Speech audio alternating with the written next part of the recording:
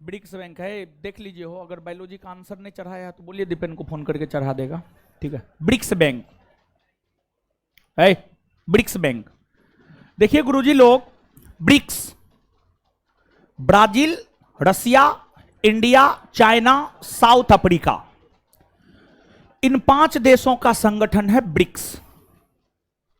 BRICS की स्थापना वर्ष 2009 ईस्वी में हुई मानी जाती है, क्योंकि उसका प्रथम सम्मेलन 2009 में हुआ है।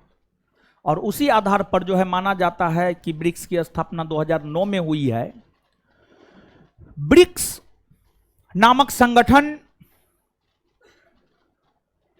के अंतर्गत एक बैंक है, उस बैंक को ब्रिक्स बैंक कहते हैं। और ब्रिक्स बैंक को ही न्यू डेवलपमेंट बैंक के नाम से भी जाना जाता है। जो ब्रिक्स बैंक है, ब्रिक्स बैंक को ही न्यू डेवलपमेंट बैंक,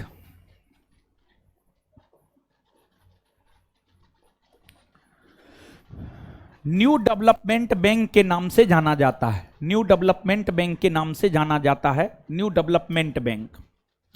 और यह बैंक वर्ष 2014 में स्थापित हुआ है। यह बैंक जो है वर्ष 2014 में स्थापित हुआ है। इस बैंक का मुख्यालय संघाई में है, संघाई चीन में है। और इस बैंक की नई अध्यक्षा डिल्मा रूसेफ, डिल्मा रूसेफ बनी है। और यह ब्राजील की पूर्व राष्ट्रपति हुआ करती थी, डिल्मा रूसेफ। यही जो है आपको ब्रिक्स बैंक का नया अध्यक्ष बना है। तो ब्रिक्स बैंक का या न्यू डेवलपमेंट बैंक का जो नया अध्यक्ष बना है वह आपको Dilma Rousseff, Dilma Rousseff, Dilma Rousseff, Dilma Rousseff याद रखना है। क्यों याद रखना है? इसके अध्यक्ष को इसलिए याद रखना है क्योंकि इस संगठन का एक सदस्य अपना देश भारत भी है। यही वजह है, यही कारण है कि इस संगठन के अध्यक्ष को हमें याद रखने हैं। इसके बाद जब आप आगे आएंगे तो एक बहुत महत्वपूर्ण संगठन है, सबसे बड़ा राजनीतिक संगठन है, उसका नाम है यूएनओ, यूनाइटेड नेशन ऑर्गेनाइजेशन। यूएनओ के विषय में हमने आपको पहले भी बतलाया है। यूएनओ के टोटल 6 अंग है। 6 अंग जो यूएनओ के हैं, महासभा, सुरक्षा परिषद, प्रन्यास परिषद, आर्थिक और सामाजिक परिषद, अंतर्राष्ट्रीय न्यायालय, सचिवालय। इन 6 अंगों में संयुक्त राष्ट्र संघ का जो सबसे महत्वपूर्ण अंग है वह है आपको महासभा। महासभा, और महासभा को विश्व का लघु संसद कहा जाता है, विश्व का लघु संसद कहा जाता है। और महासभा की बैठक प्रत्येक वर्ष होती है। श्योर है महासभा की बैठक होंगी ही होंगी। और महासभा की बैठक यूएनओ के गठन से लेकर आज तक प्रत्येक वर्ष आयोजित हुआ है। और प्रत्येक वर्ष महासभा का अध्यक्ष अलग अलग देश के नेताओं को चुना जाता है। यूएनओ के जो सदस्य राष्ट्र है, यूएनओ के जो सदस्य राष्ट्र है, उस सदस्य राष्ट्रों में से ही किसी देश के प्रमुख नेता को, प्रमुख लीडर को यूएनओ के महासभा के अध्यक्ष के तौर पर चुन लिया जाता है। वर्ष 2023 में यूएनओ के महासभा, वर्ष 2023 में यूएनओ के महासभा की 78वीं बैठक आयोजित हुई है। वर्ष 2023 में यूएनओ के महासभा की 78वीं बैठक आयोजित हुई है। और यह जो 78वीं बैठक आयोजित हुई है, इसकी अध्यक्षता डेनिस फ्रांसिस के द्वारा किया गया है। डेनिस फ्रांसिस के द्वारा किया गया है। और ये आपको त्रिनिदाद और टोबैगो, समझ गए, टोबैगो देश के रहने वाले हैं आपको डेनिस फ्रांसिस, जिन्होंने यूएनओ के महासभा के 78वीं बैठक की अध्यक्षता की है। और एक प्रश्न अब नहीं पूछता है, लेकिन भारत के भीतर होने वाले प्रतियोगी परीक्षा में कोई ऐसा परीक्षा नहीं होगा जो इस प्रश्न को नहीं पूछा होगा। कौन प्रश्न है? तो प्रश्न यह है, यूएनओ की प्रथम महिला अध्यक्षा कौन बनी है? तो यूएनओ की जो प्रथम महिला अध्यक्षा बनी है, यूएनओ की प्रथम महिला अध्यक्षा बनी है विजया लक्ष्मी पंडित, जो कि भारत की थी, पंडित जवाहरलाल नेहरू की बहन थी, पंडित जवाहरलाल नेहरू की बहन थी। और देखिए, जब देश आजाद हुआ तो आजादी के बाद विजया लक्ष्मी पंडित, जो कि पंडित जवाहरलाल नेहरू की बहन थी, वो ब्रिटेन की राजदूत बनी, भारत की तरफ से ब्रिटेन की राजदूत बनी। तो पंडित नेहरू गए हुए थे, एक बार लंदन गए हुए थे, तो जो है आपको उनकी बहन विजया लक्ष्मी पंडित ही उनको रिसीव करने आई। और भाई बहन का रिश्ता तो आप समझ ही सकते हैं।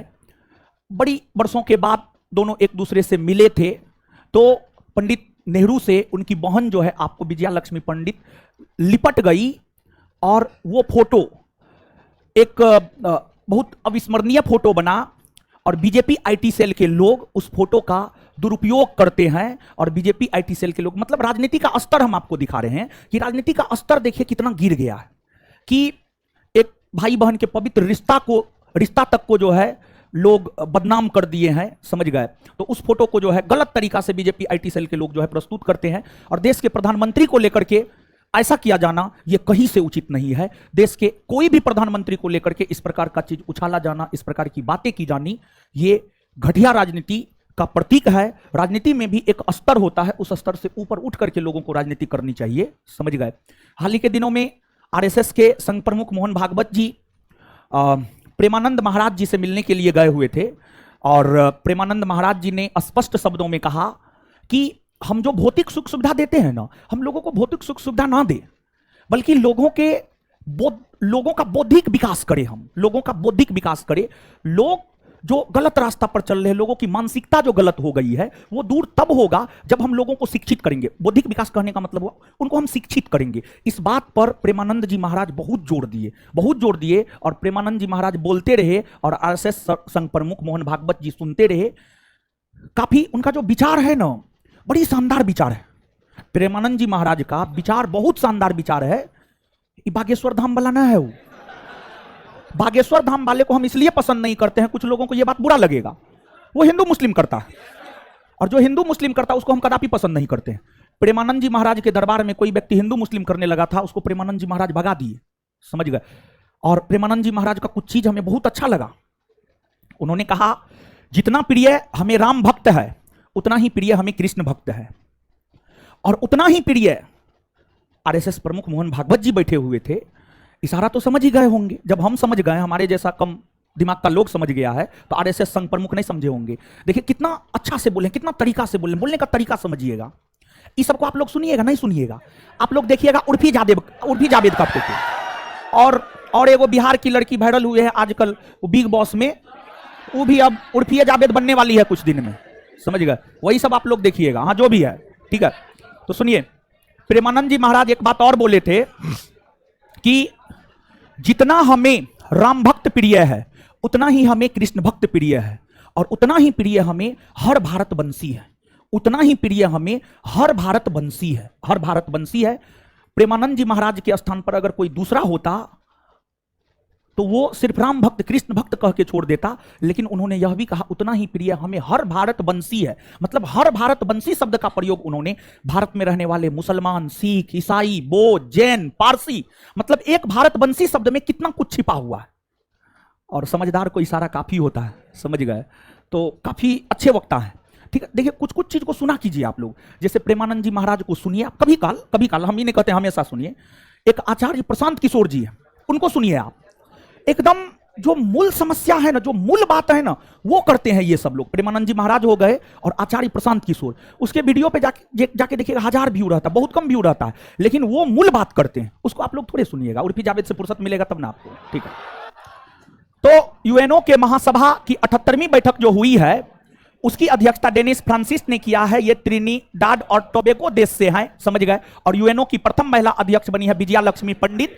ये प्रश्न भारतवर्ष के भीतर होने वाला कोई ऐसा परीक्षा नहीं होगा जिस परीक्षा ने इस प्रश्न को ना पूछा होगा। भारतवर्ष के भीतर होने वाले हर परीक्षा में यह प्रश्न पूछ दिया गया है कि यूएनओ की प्रथम महिला अध्यक्ष कौन बनी है, तो विजया लक्ष्मी पंडित। अब आगे आइए। इसके बाद अब देखिएगा गुरुजी लोग, एक संगठन है,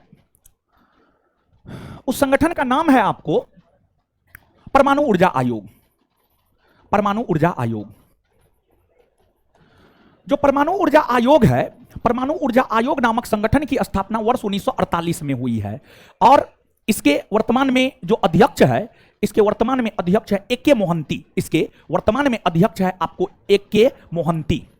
ए.के. मोहंती वर्तमान में जो है आपको इसके अध्यक्ष है, वर्तमान में इसके अध्यक्ष है।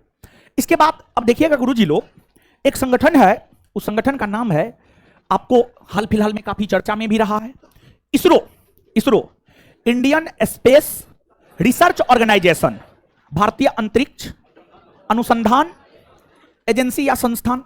जो इसरो है, इसरो के देखरेख में ही चंद्रयान 3 लॉन्च हुआ।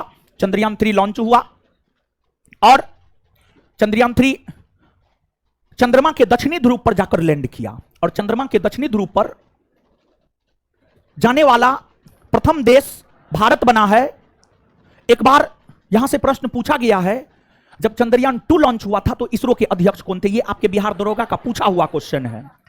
तो चंद्रयान 2 तो फ्लॉप कर गया था, असफल हो गया था, और चंद्रयान 3 तो सफल हुआ है, चंद्रयान 3 सफल हुआ है। तो पूछा जा सकता है, उसी भाषा में पूछा जा सकता है। अगर आप इसरो की बात करेंगे तो इंडियन स्पेस रिसर्च ऑर्गेनाइजेशन, इस संगठन की स्थापना वर्ष 1969 ईस्वी में हुई है और हाल ही में इसी के तत्वाधान में चंद्रयान 3 जो है आपको सफलतापूर्वक लैंड हुआ है और वर्तमान में जो इसरो के अध्यक्ष है वे है S Somnath. S Somnath, S Somnath जो है वर्तमान में है आपको इसरो के अध्यक्ष।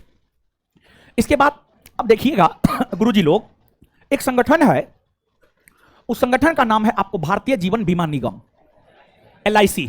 भारतीय जीवन बीमा निगम, अंग्रेजी में शॉर्ट में उसे कहते हैं LIC। जो LIC है, अगर आप LIC की बात करेंगे तो जो LIC नामक संगठन है, LIC नामक संगठन के जो वर्तमान में चेयरमैन है वे है आपको सिद्धार्थ मोहंती। सिद्धार्थ मोहंती, सिद्धार्थ मोहंती जो है आपको वर्तमान में LIC के चेयरमैन है और जो LIC नामक संगठन है, इस संगठन की स्थापना वर्ष 1956 ईस्वी में हुई है और इसका मुख्यालय जो है आपको मुंबई में है। इसके बाद कुछ संगठन है, आप नाम सुनिएगा, आपको केंद्रीय जांच अन्वेषण ब्यूरो यानी CBI, central bureau of investigation, CBI। फिर एक है राष्ट्रीय जांच एजेंसी, नेशनल इन्वेस्टिगेशन एजेंसी। फिर एक है नारकोटिक्स कंट्रोल ब्यूरो।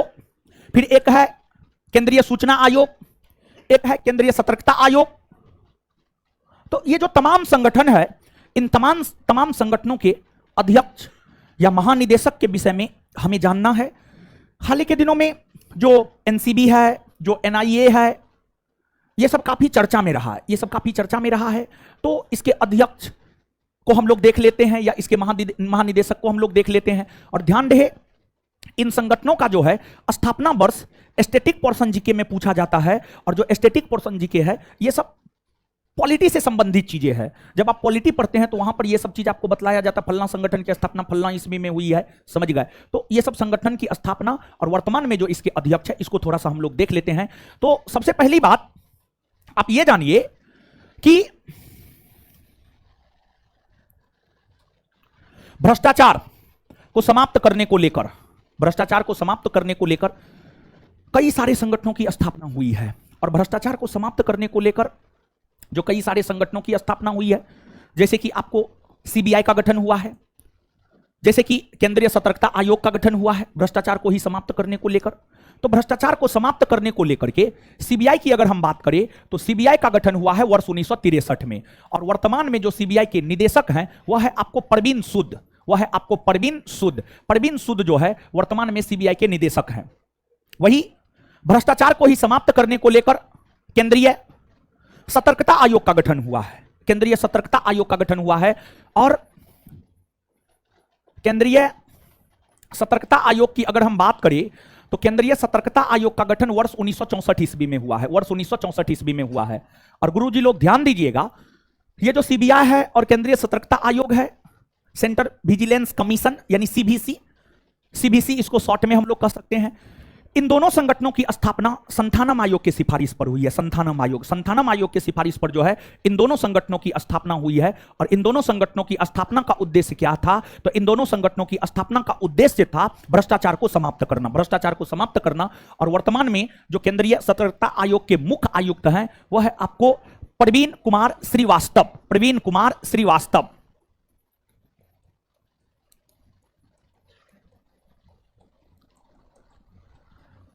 श्रीवास्तव।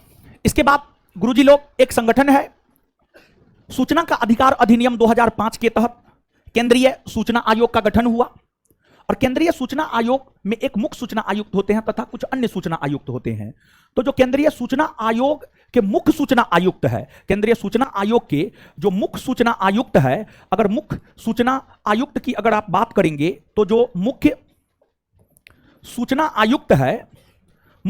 आयुक्त है आपको यशवर्धन कुमार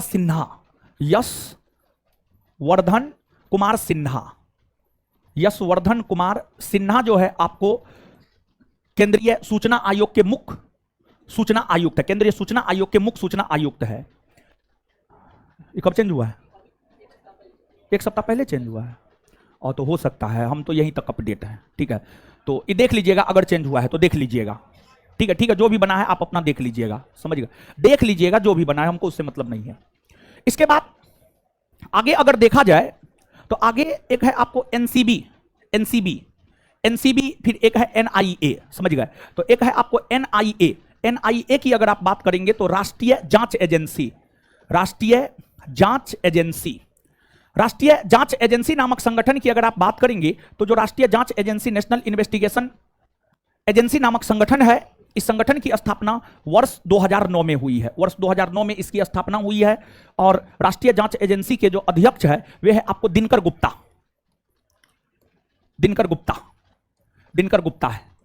है। इसके बाद आगे है एनसीबी, नारकोटिक्स कंट्रोल ब्यूरो नामक संगठन की अगर आप बात करेंगे तो जो एनसीबी है, एनसीबी की स्थापना वर्ष 1986 ईस्वी में हुई है। और जो एनसीबी है इसके वर्तमान में जो महानिदेशक है वह है आपको सत्यनारायण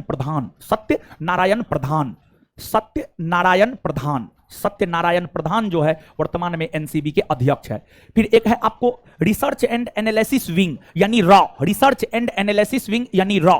अगर आप रॉ की बात करेंगे तो जो रॉ नामक संगठन के जो वर्तमान में महानिदेशक या अध्यक्ष है वे है आपको रवि सिन्हा, समझ गए? रवि सिन्हा जो है आपको रॉ के अध्यक्ष है। तो ये सब जो है पूछा जाता है। आप अपने बिहार दरोगा का क्वेश्चन बैंक पलट करके देखेंगे तो वहां पर जो है इस प्रकार के प्रश्न जो है आपको देखने को मिल जाएंगे। तो ये सब बात भी जो है आप याद रखिएगा। इसके अलावे और भी कई सारे संगठन है। इसके अलावे जो और भी कई सारे संगठन है, जैसे कि आपको संघ लोक सेवा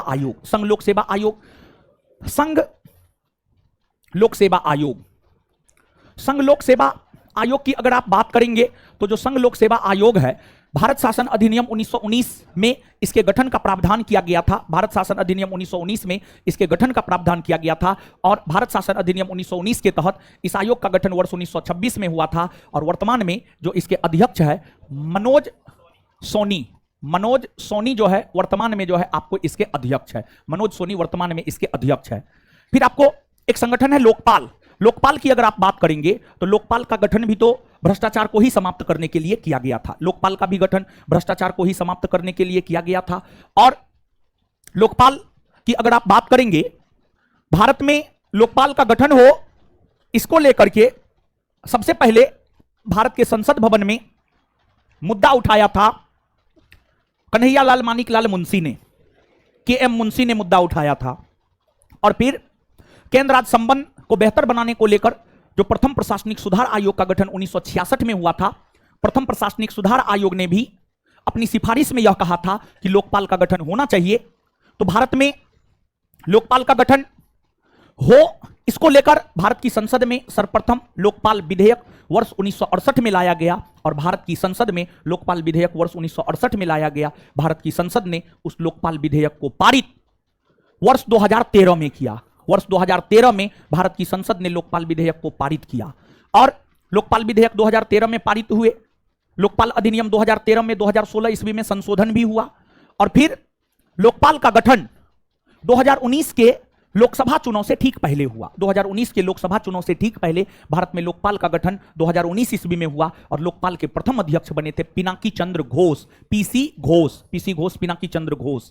और लोकपाल का अध्यक्ष बनने के लिए न्यूनतम उम्र 45 वर्ष चाहिए, जबकि राष्ट्रपति, उपराष्ट्रपति, राज्यपाल जैसे पद पर आसीन होने के लिए न्यूनतम उम्र चाहिए 35 वर्ष, लेकिन लोकपाल का अध्यक्ष बनने के लिए न्यूनतम उम्र जो है 45 वर्ष चाहिए। तो पिनाकी चंद्र घोष पहले हुआ करते थे, वो चेंज हो गए हैं। अब बने हैं प्रवीण कुमार मोहंती। हाँ, लोकपाल के जो वर्तमान में अध्यक्ष है, लोकपाल के वर्तमान में अध्यक्ष है आपको प्रवीण कुमार मोहंती।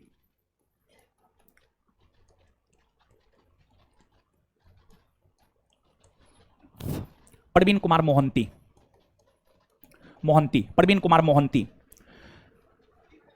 प्रदीप है, और प्रदीप कुमार मोहंती।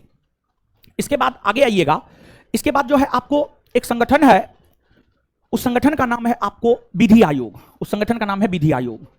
और बात अगर आप विधि आयोग की करेंगे तो विधि आयोग का गठन क्यों किया जाता है? तो विधि आयोग की अगर हम बात करें तो विधि आयोग का गठन जो है आपको, विधि आयोग का जो गठन है आपको देश में सुशासन कायम की जा सके, इसी को लेकर जो है आपको विधि आयोग का गठन किया जाता है। और विधि आयोग का गठन ब्रिटिश काल से ही हो रहा है। प्रथम विधि आयोग का गठन 1834 में लॉर्ड मैकाले की अध्यक्षता में हुआ और आजाद भारत में प्रथम विधि आयोग का गठन वर्ष 1955 में MC तलवार की अध्यक्षता में हुआ। हाल ही में कुछ दिन पहले 22वें विधि आयोग का गठन हुआ है और जो 22वें विधि आयोग का गठन हुआ है, 22वें विधि आयोग के अध्यक्ष है ऋतुराज अवस्थी। तो जो 22वें विधि आयोग है, 22वें विधि आयोग के अध्यक्ष हैं आपको ऋतुराज अवस्थी।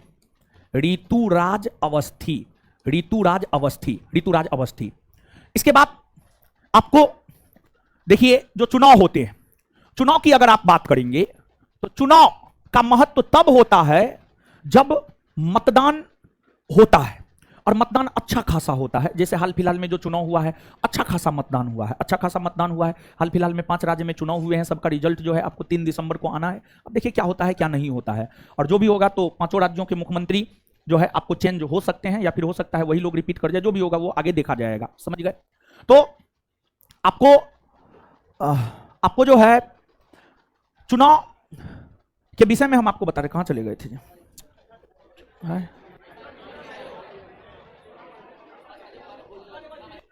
हाँ, ऋतुराज अवस्थी तो बतेवे किए थे। हाँ, याद आ गया, ठीक है। देखिए ध्यान दीजिएगा, चुनाव देखिए जब तक, जैसे हनुमान जी हैं, हनुमान जी को जब तक बतलाया नहीं गया कि आप में बहुत पावर है, आप कुछ भी कर सकते हैं, तब तक तो एकदम हनुमान जी जो है हाथ गोर समेट करके बैठे हुए थे, समझ गए। लेकिन जब पावर का एहसास हुआ तो अपना उड़ने लगे, जो भी काम था वो अपना करने लगे, वो चीज है। उसी प्रकार से लोगों को जागरूक किया जाता है और मतदाता को जागरूक करने के लिए चुनाव आयोग ने राष्ट्रीय स्तर पर अपना आइकॉन सचिन तेंदुलकर को बनाया है। सचिन तेंदुलकर को राष्ट्रीय स्तर पर चुनाव आयोग ने मतदाताओं को जागरूक करने के लिए अपना आइकॉन सचिन तेंदुलकर को बनाया है। और सचिन तेंदुलकर की अगर आप बात करेंगे तो सचिन तेंदुलकर सबसे कम उम्र में भारत रत्न प्राप्त करने वाला व्यक्ति है। सचिन तेंदुलकर सबसे कम उम्र में भारत रत्न प्राप्त करने वाला जो है व्यक्ति है, और ये राज्यसभा के सदस्य भी रहे। उपस्थिति काफी कम रही है। कांग्रेस उसको मनोनीत किया था, कांग्रेस की जब सरकार थी तो उसी समय जो है उनको मनोनीत किया गया था, समझ गए। इसके बाद आगे अगर आप देखेंगे तो आगे एक है भारतीय रेलवे बोर्ड की अगर आप बात करेंगे, भारत में रेलवे का विकास ब्रिटिश काल से ही होने प्रारंभ हो गए थे। भारत में पहली बार आप सब लोग जानते हैं रेलगाड़ी का परिचालन 1853 ईस्वी में लॉर्ड डलहौजी के समय हुआ था। लेकिन भारत में रेलवे के विकास को लेकर भारतीय रेलवे बोर्ड का गठन वर्ष 1905 में हुआ था। और जो भारतीय रेलवे बोर्ड है, भारतीय रेलवे बोर्ड की अगर आप बात करेंगे तो भारतीय रेलवे बोर्ड की जो वर्तमान में सीईओ बनी है, जो वर्तमान में अध्यक्ष और सीईओ बनी है, जया बर्मा सिन्हा। और भारतीय रेलवे बोर्ड कि अध्यक्षा और सीईओ बनने वाली प्रथम महिला है जया वर्मा सिन्हा, जया वर्मा सिन्हा। और यही कारण है कि यह प्रश्न पूछने की संभावना है। ठीक है, रेलवे बोर्ड की नई अध्यक्ष और सीईओ जया वर्मा सिन्हा बनी है, जो कि प्रथम महिला है जो इस पद पर आसीन हुई है। तो यही कारण है कि यहां से प्रश्न पूछने की संभावना है। तो जो भारतीय रेलवे बोर्ड है, भारतीय रेलवे बोर्ड की पहली महिला अध्यक्ष और सीईओ कौन बनी है? तो यह बनी है जया वर्मा सिन्हा, जया वर्मा सिन्हा। इसके बाद अगर आप नोट के अकॉर्डिंग जाते हैं तो नोट में एक मात्र 2 सचिव की चर्चा है, एक केंद्रीय गृह सचिव की चर्चा है और एक कैबिनेट सचिव की चर्चा है। तो कैबिनेट सचिव और गृह सचिव, कैबिनेट सचिव की अगर आप बात करेंगे तो कैबिनेट सचिव राजीव गाबा है और उनके कार्यकाल में 1 वर्ष की वृद्धि की गई है, यानी 2024 ईस्वी तक जो है कैबिनेट सचिव के तौर पर राजीव गाबा ही रहेंगे। तो वर्तमान में जो भारत के कैबिनेट सचिव है, वर्तमान में भारत के जो कैबिनेट सचिव है वह है आपको राजीव गाबा है। आपके नोट में सिर्फ यही 2 का चर्चा किया गया है, फिर आगे की भी चर्चा हम आपके साथ करेंगे, लेकिन आपके नोट में 2 की चर्चा की गई है क्योंकि इन दोनों के कार्यकाल को जो है आपको एक्सटेंड किया गया, राजीव गाबा।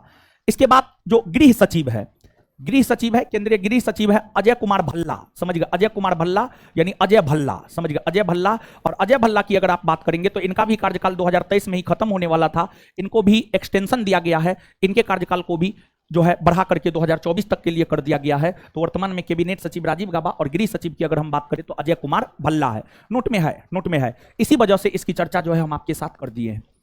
इसके बाद आगे है आपको और भी कई सारे आयोग है, जैसे कि इसके बाद एक है आपको राष्ट्रीय महिला आयोग।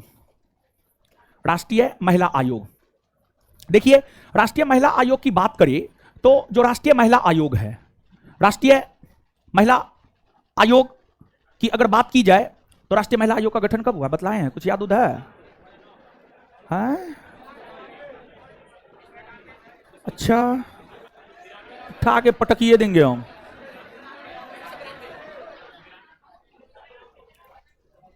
राष्ट्रीय महिला आयोग का गठन 1992 में हुआ, 1992 में।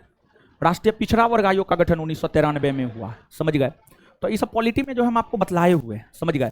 राष्ट्रीय महिला आयोग की जो प्रथम अध्यक्षा है, एक तो राष्ट्रीय महिला आयोग का गठन क्यों किया गया है, तो राष्ट्रीय महिला आयोग की अगर आप बात करेंगे तो राष्ट्रीय महिला आयोग का गठन जो है आपको, राष्ट्रीय महिला आयोग का गठन महिला सशक्तिकरण को बढ़ावा देने के लिए जो है आपको किया गया है। और राष्ट्रीय महिला आयोग की प्रथम अध्यक्षा श्रीमती जयंती पटनायक बनी है, श्रीमती जयंती पटनायक बनी है। और वर्तमान में जो राष्ट्रीय महिला आयोग की अध्यक्षा है वह है आपको श्रीमती रेखा शर्मा, श्रीमती रेखा शर्मा जो है आपको वर्तमान में राष्ट्रीय महिला आयोग की अध्यक्षा है, राष्ट्रीय महिला आयोग की अध्यक्षा है।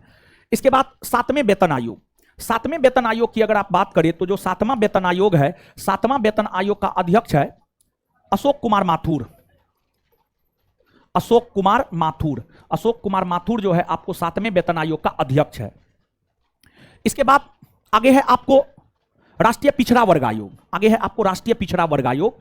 और जो राष्ट्रीय पिछड़ा वर्ग आयोग है, राष्ट्रीय पिछड़ा वर्ग आयोग है, इसके वर्तमान में जो आपको अध्यक्ष है, इसके वर्तमान में अध्यक्ष है आपको गंगाराम अहीर, हंसराज गंगाराम अहीर, समझ गए, हंसराज गंगाराम अहीर। तो जो गंगाराम अहीर है वे आपको राष्ट्रीय पिछड़ा वर्ग आयोग के अध्यक्ष है, राष्ट्रीय पिछड़ा वर्ग आयोग के अध्यक्ष है। और यहां पर जो आपको अपने रेलवे बोर्ड के अध्यक्ष और सीईओ के विषय में जाना है, यहां पर एक है आपको आरपीएफ, रेलवे प्रोटेक्शन फोर्स। और जो आरपीएफ है, आरपीएफ की अगर आप बात करेंगे तो आरपीएफ के वर्तमान में जो महानिदेशक हैं, आरपीएफ के वर्तमान में जो महानिदेशक हैं मनोज यादव, समझ गए, मनोज यादव जो है आपको आरपीएफ के वर्तमान में महानिदेशक है, वर्तमान में महानिदेशक है। क्लियर है? तो ये सब जितना भी हमने आपको बतलाया है, ये सब जो है आपको याद रखना है, ये सब आपको याद रखना है। और साथ ही साथ अगर आप नोट में जाएंगे, पीडीएफ में जाएंगे तो पीडीएफ में और भी है, समझ गए, और भी चीजों की चर्चा है। पीडीएफ में जो और भी चीजों की चर्चा है उसमें एगो दूगो जो है अननेसेसरी है, वो नेसेसरी नहीं है, वो महत्वपूर्ण नहीं है। और जो महत्वपूर्ण नहीं है उसको हम अभी कटवा देंगे, समझिए, उसको अभी हम कटवा देंगे। और फिर जो है अब आगे आइए, और फिर इतना हम लोग याद कर लेते हैं पहले, और इतना याद करने के बाद जो है फिर आगे बढ़ेंगे, नोट को देखेंगे क्या छोटा बड़ा हुआ है उसको हम लोग देख लेंगे। तो आइए गुरुजी लोग,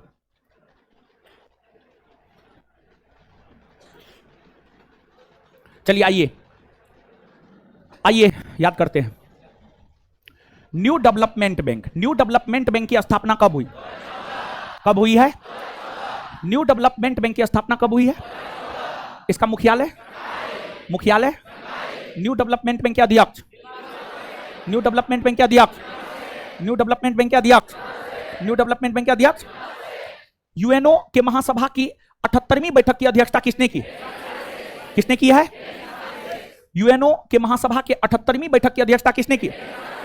यूएनओ के महासभा के 78वीं बैठक की अध्यक्षता किसने?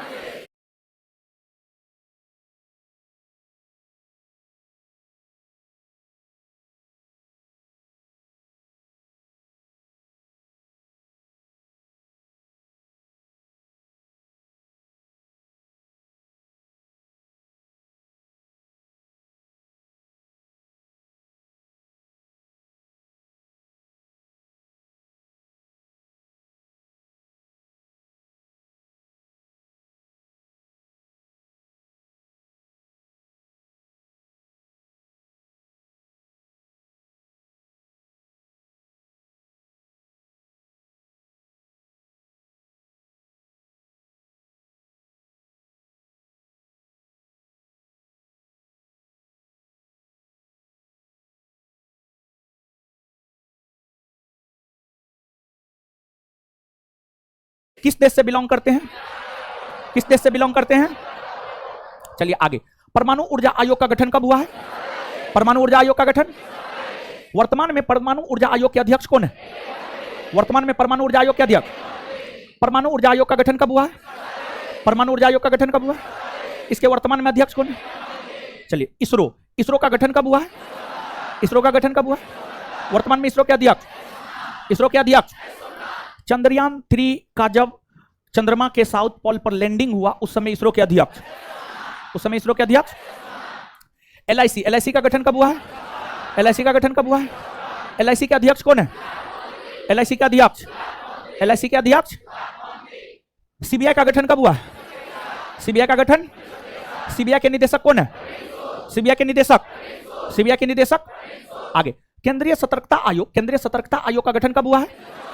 केंद्रीय सतर्कता आयोग का गठन, केंद्रीय सतर्कता आयोग के वर्तमान में महानिदेशक कौन है? केंद्रीय सतर्कता आयोग के महानिदेशक। केंद्रीय सूचना आयोग के मुख्य सूचना आयुक्त, देख लीजिएगा चेंज हो गया है, ठीक है। राष्ट्रीय जांच एजेंसी का गठन कब हुआ है? राष्ट्रीय जांच एजेंसी का गठन, राष्ट्रीय जांच एजेंसी के महानिदेशक कौन है? राष्ट्रीय जांच एजेंसी के महानिदेशक, राष्ट्रीय जांच एजेंसी के महानिदेशक। नारकोटिक्स कंट्रोल ब्यूरो का गठन कब हुआ है? एनसीबी का गठन कब हुआ है? एनसीबी का गठन कब हुआ है?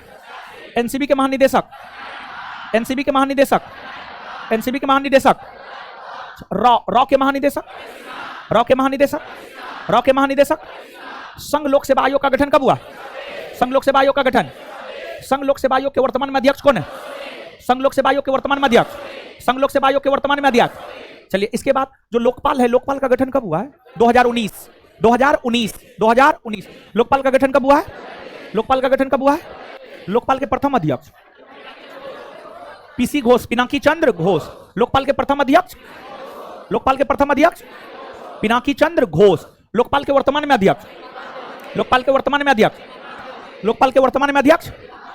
आगे बात, आगे 22वें विधि आयोग के अध्यक्ष, 22वें विधि आयोग के अध्यक्ष, 22वें विधि आयोग के अध्यक्ष, 22वें विधि आयोग के अध्यक्ष। रेलवे बोर्ड की वर्तमान में अध्यक्ष और सीईओ कौन है? जया वर्मा सिन्हा। रेलवे बोर्ड की वर्तमान में अध्यक्ष और सीईओ कौन है? कौन है? जया। भारतीय रेलवे बोर्ड की प्रथम महिला अध्यक्ष और सीईओ कौन है? जया वर्मा सिन्हा। चलिए रेलवे प्रोटेक्शन फोर्स के महानिदेशक कौन है? आरपीएफ के महानिदेशक, आरपीएफ के महानिदेशक। वर्तमान में कैबिनेट सचिव कौन है? वर्तमान में कैबिनेट सचिव, कैबिनेट सचिव, गृह सचिव, गृह सचिव, गृह सचिव। चलिए इसके बाद वर्तमान में राष्ट्रीय महिला आयोग की अध्यक्ष, राष्ट्रीय महिला आयोग की अध्यक्ष, राष्ट्रीय महिला आयोग की अध्यक्ष, राष्ट्रीय महिला आयोग की प्रथम अध्यक्ष जयंती पटनायक। राष्ट्रीय महिला आयोग की प्रथम अध्यक्ष, राष्ट्रीय महिला आयोग की प्रथम अध्यक्ष। 7वें वेतन आयोग के अध्यक्ष, 7वें वेतन आयोग के अध्यक्ष, 7वें वेतन आयोग के अध्यक्ष। वर्तमान में राष्ट्रीय पिछड़ा वर्ग आयोग के अध्यक्ष, राष्ट्रीय पिछड़ा वर्ग आयोग के अध्यक्ष, राष्ट्रीय पिछड़ा वर्ग आयोग के अध्यक्ष। क्लियर है ये बात? अब आगे आइएगा, आगे थोड़ा सा और जानिए। देखिए आपके नोट में लोक लेखा समिति, प्रकलन समिति और लोक उपक्रम समिति या संयुक्त उपक्रम समिति के वर्तमान में अध्यक्ष कौन है, इसको लेकर भी वर्णन है और भारतीय राजनीति से जुड़ा हुआ यह सब चीज है। तो आइए इसको थोड़ा सा देखते हैं, इसको थोड़ा सा समझते हैं। देखिए ध्यान दीजिएगा गुरुजी लोग, आप सब लोग जानते हैं कि आपको हमने बतलाया भी है, भारत में जो संसदीय समिति होता है, संसदीय समिति दो प्रकार का होता है, अस्थाई और तदर्थ। अस्थाई समिति में एक वित्तीय समिति होता है और अस्थाई वित्तीय समिति तीन प्रकार का होता है। अस्थाई वित्तीय समिति तीन प्रकार का होता है, एक आपको लोक लेखा समिति, दूसरा प्रकलन समिति और तीसरा सरकारी उपक्रम समिति या लोक उपक्रम समिति। सरकारी उपक्रम समिति कहिए या लोक उपक्रम समिति कहिए, यह सब बात आप पॉलिटी में भी पढ़े होंगे। तो देखिए ये तीनों अस्थाई वित्तीय समिति है। तो इसमें सबसे पहला है लोक लेखा समिति, लोक लेखा समिति। फिर दूसरा अगर देखें तो दूसरा है आपको प्रकलन समिति, दूसरा है आपको प्रकलन समिति, दूसरा प्रकलन समिति है। और फिर तीसरा अगर हम देखें तो तीसरा है आपको सरकारी उपक्रम समिति या लोक उपक्रम समिति। सरकारी उपक्रम समिति या लोक उपक्रम समिति, लोक उपक्रम समिति, लोक उपक्रम समिति। तो देखिए आपको जो है, क्या हो रहा है, क्या सब करते हैं आप लोग, मारेंगे मुंह तोड़ देंगे, जूता पहन के वही जूता खोल के मारेंगे हम। चलिए आवाज नहीं, जब हम बोल रहे हैं तो मुंह बंद, चाहे कोई भी हो, ठीक है, लड़का हो या लड़की। जब हम मुंह बंद रखे तब बोलिए आप, तब बोलने की अनुमति है। आपको तो हम उल्टा टांग के मारेंगे। चलिए लोक लेखा समिति, देखिए भारत शासन अधिनियम 1919 में लोक लेखा समिति के गठन को लेकर के घोषणा किया गया था और भारत शासन अधिनियम 1919 के प्रावधान के तहत 1921 में लोक लेखा समिति का गठन हुआ। लोक लेखा समिति में 22 सदस्य होते हैं, 15 लोकसभा 7 राज्यसभा से आते हैं। और लोक लेखा समिति का अध्यक्ष सामान्यतः लोकसभा में विपक्ष का नेता होता है। जो लोकसभा में विपक्ष का नेता होता है वही लोक लेखा समिति का अध्यक्ष होता है। वर्तमान में लोकसभा में विपक्ष का नेता अधीर रंजन चौधरी है। अधीर रंजन चौधरी ही लोक लेखा समिति के अध्यक्ष है और सामान्यतः लोक लेखा समिति के अध्यक्ष लोकसभा में विपक्ष का नेता ही होता है। इसके बाद प्रकलन समिति, देखिए आपको प्रकलन समिति की अगर बात करें, जॉन मथाई जो कि 1950 ईस्वी के समय भारत के वित्त मंत्री हुआ करते थे, जॉन मथाई के सिफारिश पर बजट का पूर्वानुमान लगाने को लेकर 1950 ईस्वी में प्रकलन समिति का गठन किया गया और प्रकलन समिति का अध्यक्ष सत्ताधारी दल का ही कोई नेता होता है। प्रकलन समिति का अध्यक्ष सत्ताधारी दल का ही कोई नेता होता है और प्रकलन समिति में 30 सदस्य होता है, 30 के 30 सदस्य लोकसभा से आते हैं। प्रकलन समिति में 30 सदस्य होता है, 30 के 30 सदस्य लोकसभा से आते हैं। और यह यानी प्रकलन समिति सबसे बड़ी अस्थाई संसदीय समिति है। भारत की सबसे बड़ी अस्थाई संसदीय समिति प्रकलन समिति है। इसमें 30 सदस्य होते हैं, सभी के सभी लोकसभा से। वर्तमान में जो प्रकलन समिति के अध्यक्ष है गिरीश बापट जो है वर्तमान में प्रकलन समिति के अध्यक्ष है। इसके बाद आगे है सरकारी उपक्रम समिति या लोक उपक्रम समिति। कृष्ण मेनन समिति के सिफारिश पर वर्ष 1964 ईस्वी में लोक उपक्रम समिति या सरकारी उपक्रम समिति का गठन हुआ। इसमें सदस्यों की संख्या 22 होती है। 22 में से 15 सदस्य लोकसभा से आते हैं और 7 सदस्य राज्यसभा से आते हैं। और वर्तमान में जो सरकारी उपक्रम समिति या लोक उपक्रम समिति के अध्यक्ष है, वर्तमान में सरकारी उपक्रम समिति या लोक उपक्रम समिति के अध्यक्ष है संतोष कुमार गंगवार।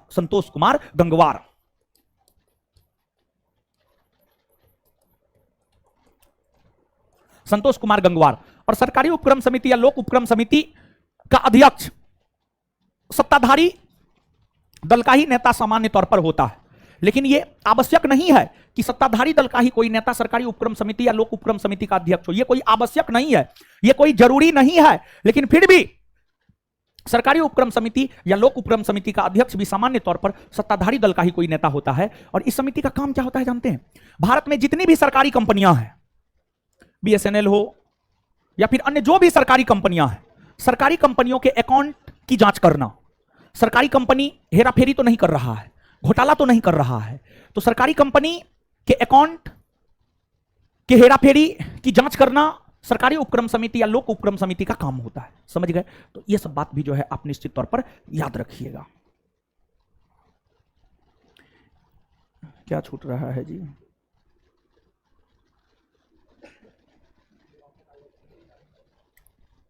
उसमें से तो कुछ कल भी बताए थे, विश्व बैंक का अध्यक्ष सब तो कल बताए थे। ठीक है, हो गया है लगभग, जो जितना महत्वपूर्ण था सब हो गया है। ठीक है, आइए, पूरा नहीं हुआ है, नोट के अकॉर्डिंग हो गया है। ठीक है, नोट के अकॉर्डिंग हो गया है, आगे और भी देखेंगे चीजों को। ठीक है, लेकिन इसको पहले याद करते हैं गुरुजी लोग। आइए फिर नोट पे जाएंगे। लोक लेखा समिति का गठन कब हुआ है जी? लोक लेखा समिति का गठन, अच्छा, इस समिति का अध्यक्ष सामान्य तौर पर कौन होता है? लोकसभा में विपक्ष का। लोक लेखा समिति का सामान्य तौर पर अध्यक्ष कौन होता है? लोकसभा में विपक्ष का। लोक लेखा समिति का अध्यक्ष कौन है? कौन है? भारत की सबसे बड़ी अस्थायी संसदीय समिति। भारत की सबसे बड़ी अस्थायी संसदीय समिति। इसमें कितने सदस्य होते? कितने सदस्य? सब सदस्य कौन सदन से आते? कौन सदन से? लोकसभा से। प्रकलन समिति का अध्यक्ष। प्रकलन समिति का अध्यक्ष। प्रकलन समिति का अध्यक्ष कौन बन सकता? सत्ताधारी दल का ही कोई नेता। सत्ताधारी दल का ही कोई नेता। प्रकलन समिति का अध्यक्ष कौन बन सकता? प्रकलन समिति का अध्यक्ष कौन बन सकता है? चलिए, इसके बाद सरकारी उपक्रम समिति का गठन कब हुआ है? वर्तमान में इस कमेटी का अध्यक्ष कौन है? वर्तमान में इस कमेटी का अध्यक्ष, वर्तमान में इस कमेटी का अध्यक्ष संतोष कुमार गंगवार। दीजिए तो, है मेरे पास, छोड़िए आप अपना रखिए, हम कहा है आपका लेंगे। हाँ है। राज्यपाल मुख्यमंत्री बोले थे टाइप करके भेजने के लिए, आया है, कोई दिक्कत नहीं, लेट आया है तो क्या होगा, कोई दिक्कत नहीं। लगाइए तो राज्यपाल का, याद कर लिए थे ना आप लोग? है अल्लाह ने, अल्लाह नहीं, एकदम नहीं, एकदम सिस्टम में रहना है। शांत रहिए। देखिए गुरुजी लोग सुनिए, आइए, मई 2023 नवीनतम सामान्य ज्ञान नियुक्ति 2 नंबर 3 नंबर जो है ना, सीमा सुरक्षा, पलटे आप लोग, पलटिए पलटिए जल्दी। है क्या हुआ इसको?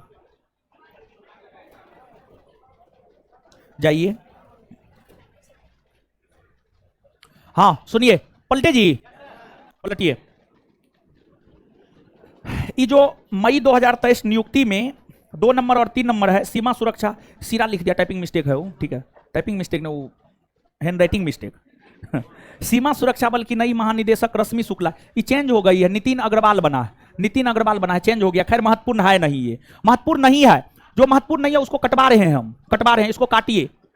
सीमा सुरक्षा बल की नई महानिदेशक रश्मि शुक्ला चेंज हो गई है, नितिन अग्रवाल बना है। नितिन अग्रवाल चेंज करना है, चेंज कर लीजिए, नितिन अग्रवाल बना है, चेंज कर लीजिए, इसको महत्वपूर्ण नहीं है। भारत में अमेरिका के नए राजदूत एरिक गारसेटी बने हैं, ये भी महत्वपूर्ण है। ठीक है, आगे सीईपीए, ये महत्वपूर्ण है। सीईपीए का फुल फॉर्म आप याद रखिएगा, फुल फॉर्म आपसे पूछा जाता है। आप अपने बिहार दरोगा परीक्षा में देखे होंगे कि कुछ कुछ का फुल फॉर्म जो है आपसे आपके परीक्षा में पूछा जाता है। तो सीईपीए का फुल फॉर्म होता है comprehensive economic partnership agreement. Partnership agreement, ये जो है भारत और यूएई के बीच ये एग्रीमेंट हुआ है, दोनों देश के बीच व्यापार को बढ़ावा दिया जा सके, दोनों देश के बीच व्यापार को बढ़ावा दिया जा सके। समझ गए? दोनों देश के बीच व्यापार को बढ़ा है, तो ये गठन बर सब पागले हैं, हटाइए इसको, साला अपना दिमाग लगाता, हटाइए, अरे हटाओ नहीं यार,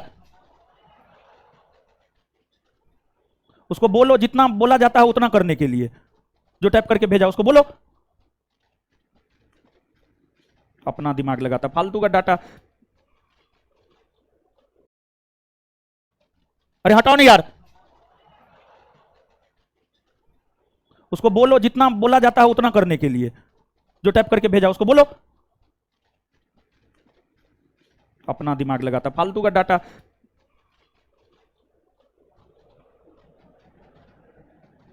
हाँ, सीईपीए के विषय में जो है आप थोड़ा सा जानिए, सीईपीए के विषय में जो है आप थोड़ा सा जानिए।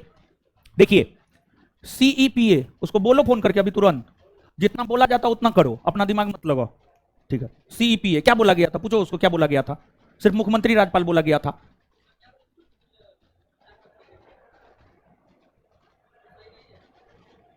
अरे उसको बोलो ना, सिर्फ मुख्यमंत्री राज्यपाल बोला गया था, दिमाग ना है तुमको भी, गठन वर्ष राजधानी ने, वो राजधानी इसको याद ना है, इसको भी दिमाग ना है, बैठो बैठो, अरे बैठो यार, बात बैठो। हाँ, सीईपीए, इसका फुल फॉर्म आप जरूर याद रखिएगा, पूछा जाता है यहां से। ठीक है, तो सीईपीए का फुल फॉर्म है कंप्रीहेंसिव इकोनॉमिक पार्टनरशिप एग्रीमेंट। और सीईपीए जो है ना, भारत और यूएई के बीच समझौता हुआ है ताकि दोनों देश के बीच व्यापार में वृद्धि हो सके, समझ गए? तो याद रखिएगा। तो सीईपीए का फुल फॉर्म बोलिए तो गुरुजी लोग। Comprehensive economic partnership agreement. CEPA का फुल फॉर्म बोलिए। अच्छा, भारत और किस देश के बीच व्यापार में वृद्धि को लेकर सी भारत और आगे उद्योग व्यापार जगत के संगठन एसोचैम के नए अध्यक्ष अजय सिंह है, याद रखिएगा, जरूरी है ये हम नहीं बताए थे। तो उद्योग व्यापार जगत के संगठन एसोचैम के नए अध्यक्ष अजय सिंह है। कौन है? अजय सिंह। उद्योग व्यापार जगत के संगठन एसोचैम के नए अध्यक्ष कौन है? एसोचैम के नए अध्यक्ष। परमाणु ऊर्जा आयोग याद करवा ही दिए हैं, भारतीय जीवन बीमा निगम याद करवा ही दिए हैं, सीबीआई याद करवा दिए हैं। इसके बाद भारतीय उद्योग परिसंघ सीआईआई के नए अध्यक्ष श्री आर दिनेश। चेंज नहीं हुआ है, ये सब भी चेंज होते रहता है, समझ गए? चेंज होते रहता है, ये सब चेंज नहीं होना चाहिए। इसमें जो है गुरुजी लोग थोड़ा सा देखिएगा, इसमें सब महत्वपूर्ण है। जुलाई वाला में सब महत्वपूर्ण है, अगस्त में भी सब महत्वपूर्ण है, अगस्त में भी सब महत्वपूर्ण है।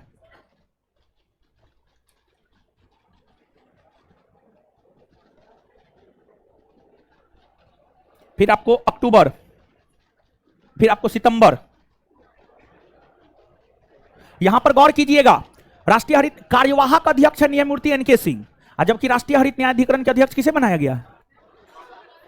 प्रकाश श्रीवास्तव। तो यहां पर कार्यवाहक है, ये गलत ना है, कार्यवाहक है। जब आदर्श कुमार गोयल हटे थे तो कुछ समय के लिए एक्टिंग अध्यक्ष बने थे राष्ट्रीय हरित न्यायाधिकरण के न्यायमूर्ति एसके सिंह, समझ गए? ये सही है। लेकिन वर्तमान में अध्यक्ष, अस्थायी अध्यक्ष बन गए हैं प्रकाश श्रीवास्तव, ठीक है।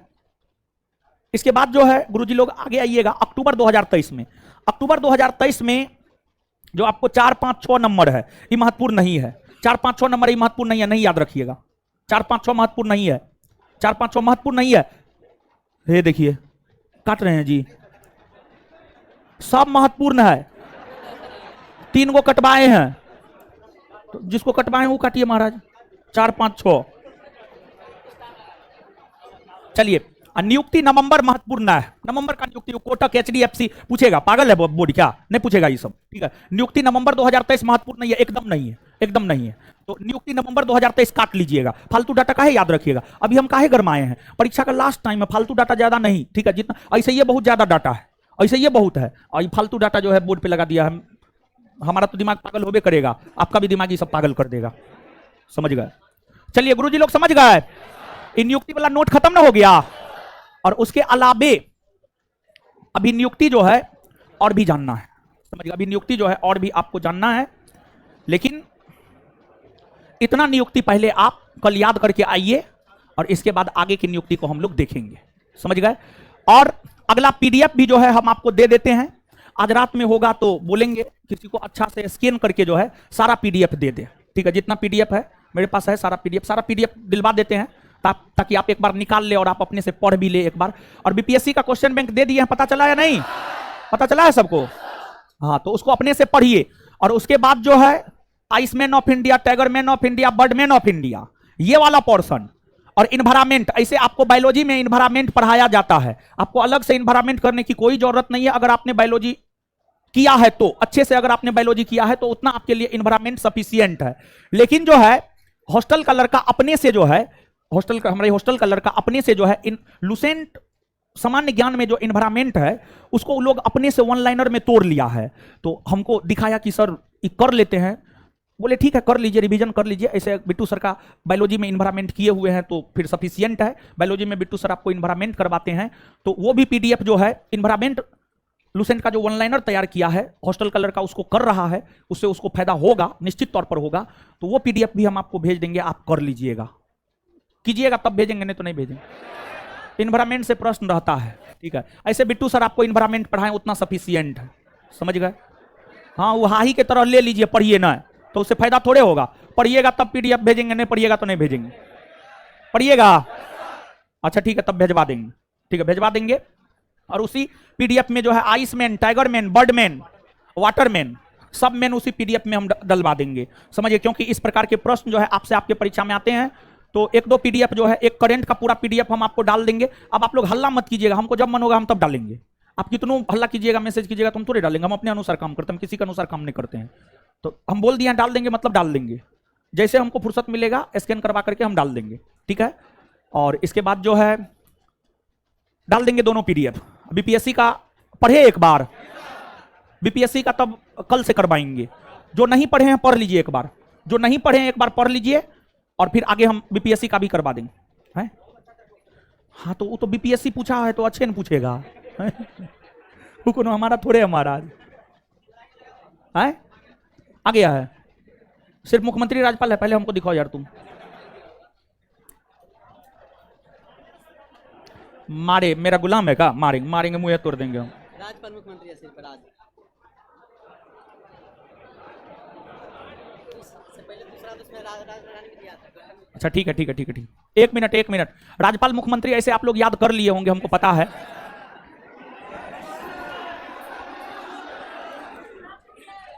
रुकिए ना, बुक देंगे जी, हम बोले हैं देंगे, मतलब देंगे, क्या बात करते हैं आप।